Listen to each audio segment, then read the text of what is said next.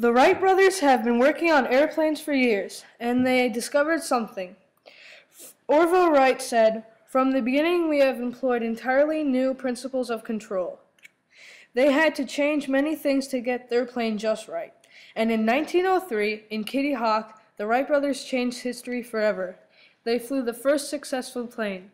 In their first success, their plane flew for 3.5 seconds. It may seem like nothing, but that 3.5 seconds will revolutionize flight forever. It will start the process of building planes that can be used to take down other planes, also to carry passengers to locations. Not long after their first flight, they got the plane to fly for 12 seconds, then 15 seconds, and then finally 59 seconds.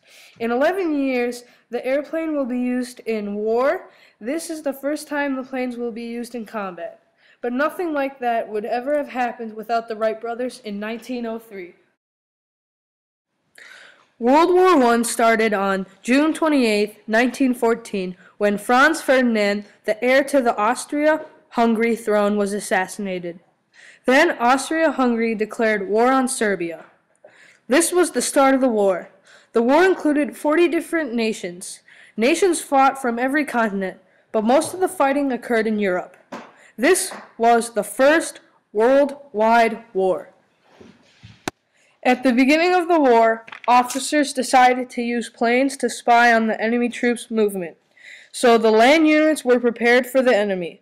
Also, the pilots would photograph the terrain so the troops could find a good defensive position.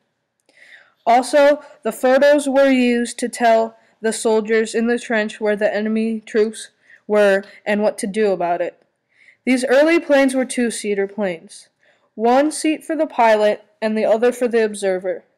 During the very beginning of the war, the French and British flew right over the Germans without any problems. The Germans had no planes, so the Germans had to start to build planes to prevent Allies from spying on them.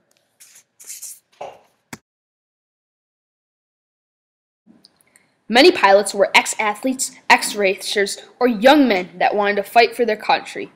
The average age of a pilot was 20. Being a pilot was not easy. Every time you went up in the air, there was a significant chance of never returning. In April of 1917, the life expectancy of a British pilot was only 17.5 hours of combat flying, or 3 to 6 weeks in active duty. In May of 1918, the Germans were losing 1 out of every 7 pilots every month. If a pilot returned from a mission, they would be greeted by their squadron mascot. Squadrons had bears, lions, monkeys, and other exotic animals. The Lafayette Escadrille, an American group's mascot, were 2 lion cubs. Pilots on both sides of the war respected each other. If a pilot was shot down, sometimes his killer would drop flowers on him. Also, the other nation may have a funeral for an enemy soldier. Gotthard Sachsenberg, a World War I pilot, says, "For seconds, I forgot that the man across me was my enemy. It seems as though I was sparring with an old comrade over our own airfield." The first aces ever were Oswald Bolacki and Max Immelmann, who were both Germans. To become an ace, a pilot would have to take down 5 enemy aircraft. To become an ace of an ace, you would have to destroy over 40 planes. Very few pilots became an ace of an ace. Only 31 pilots in World War I ever became an ace of an ace. Aces were their country's heroes. Trading cards were made for every ace in their country. The children would trade them. Sometimes a pilot would be given valuable items such as gold watches for every kill they got.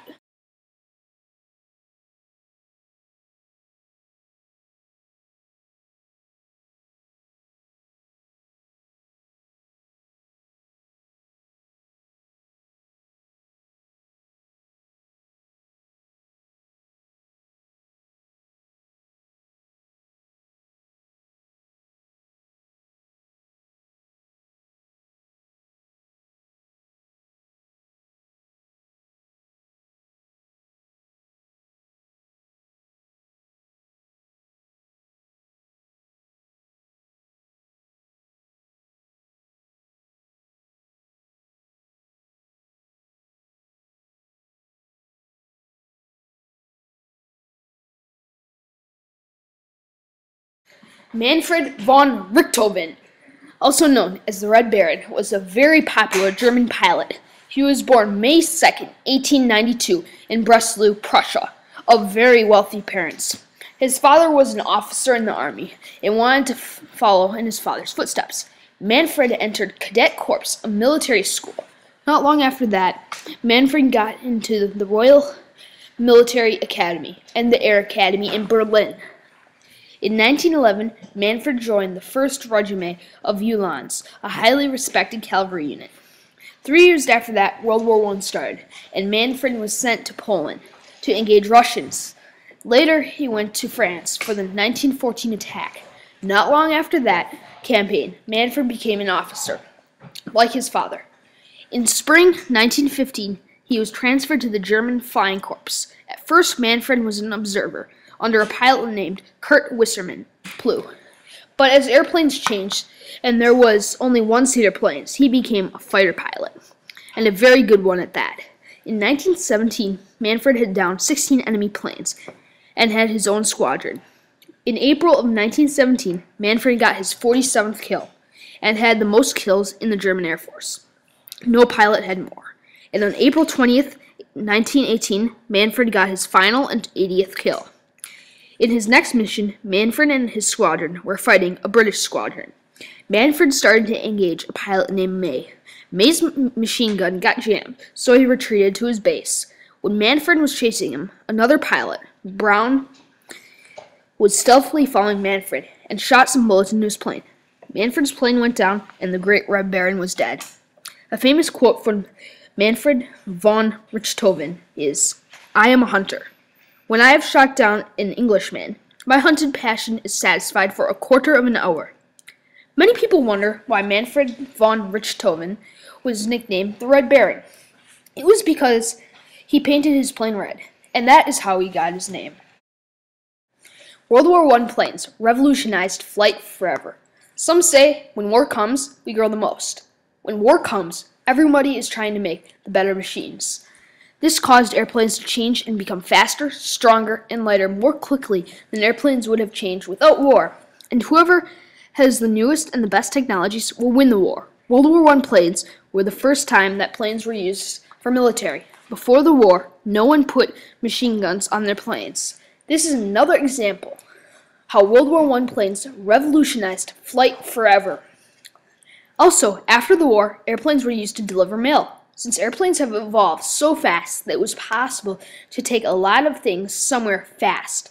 Before the war, it would take too long and not enough mail could come in each airplane. Also, airplanes were used in shows. In these shows, pilots would do acrobatic stunts and other tricks. Because of World War I, those things were possible.